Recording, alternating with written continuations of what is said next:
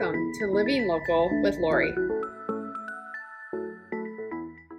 Hi, I'm Lori Johanneson, a top performing realtor in Naperville and the surrounding suburbs. My goal with Living Local is to connect my friends, my family, and my clients with other local area experts and businesses. Today, I'm lucky to be sitting here with John Beery from Beery Heating and Cooling, and his company services my furnace and AC. So I'm excited to meet the owner in person. So thank you for your time.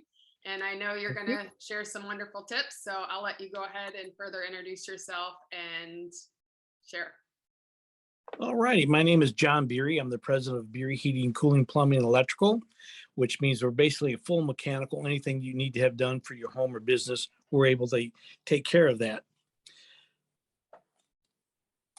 And one of the questions was, how do we winterize our home? Well, what's some of the best things that we can do to prevent problems coming into the winter?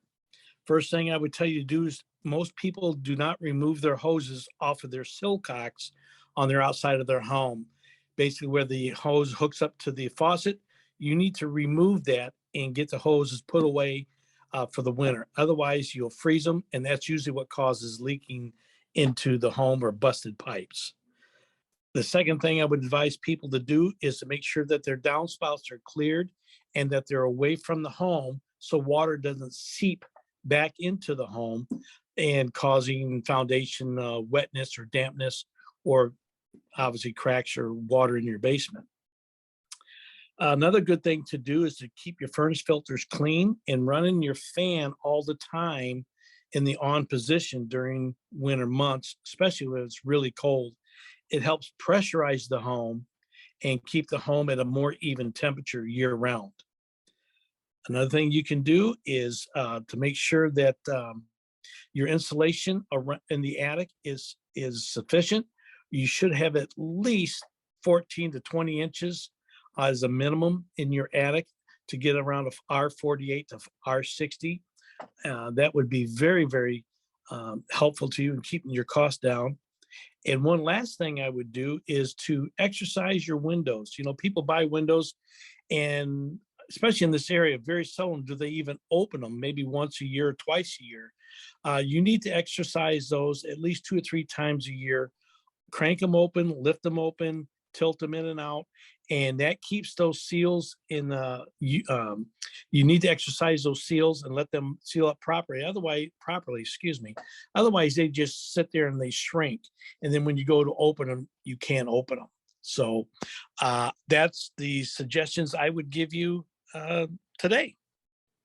So this is a big argument in my house. Probably one of the biggest arguments that we have in my house is what temperature should the home really be at? I think in my house, I think our windows would be open all year round, which I don't prefer.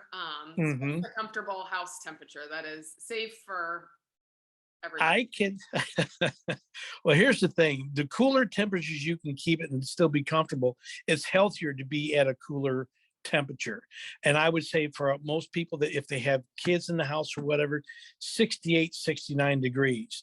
Now, if you're elderly and you're on blood thinners and things like that, 72 becomes a pretty much a norm.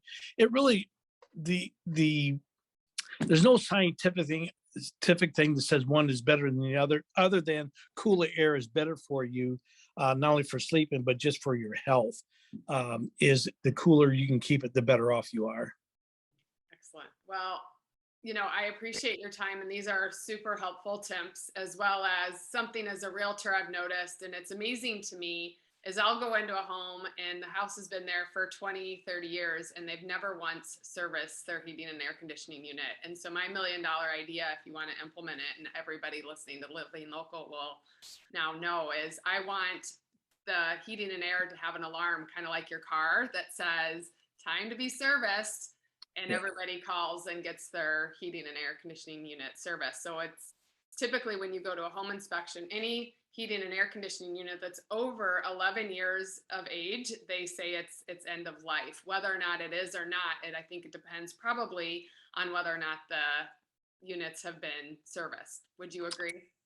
I would agree with that. Maintenance goes a long way, and the normal life expectancy of the medium grade systems that are out there is anywhere, you almost nailed it right on the head, between 12 and 15 years of age. Now that can be extended almost 5 to 6 years with properly maintained equipment. I've seen it. I've been doing this since 1980. I can tell you maintenance works, and that's the reason why I'm a maintenance freak. On everything I do and everything that I own, it's just extends the life expectancy. But you're exactly right. That's the best thing that you can do, is to have it maintained twice a year, especially with the longer warranties on some of the equipment is up to 10 years. But if you don't have it checked and there's a warranty issue that we can see developing, we can get that all covered under warranty at no charge to you. And next thing you know, the 11th year they call up, they got a problem. Well, this has been going on for 2 or 3 years. This just didn't happen overnight. So it's good to have it. It's like changing the oil on your car. If you don't do it, you're going to pay for it some way. Right. So I just want to keep houses in good condition and obviously have a good referral source, which obviously would be you. I'd love to end my Living Locals with a fun fact. Well, it's funny you say that. We won a trip to Las Vegas for the kind of work that we do, and I'm walking around Las Vegas, and everybody kept stopping me and saying, "Hey, look, that's Rick from Pawn Stars." And so I would go around, put my glasses on, and people come up, "Can I have your autograph?" And I'd go around signing autographs. Hey, that's awesome. I love it. So, all right, girl. Well, thank you so much. You're welcome. Thank you. Please remember to follow us on our social media channels, as well as livinglocalwithlori.com.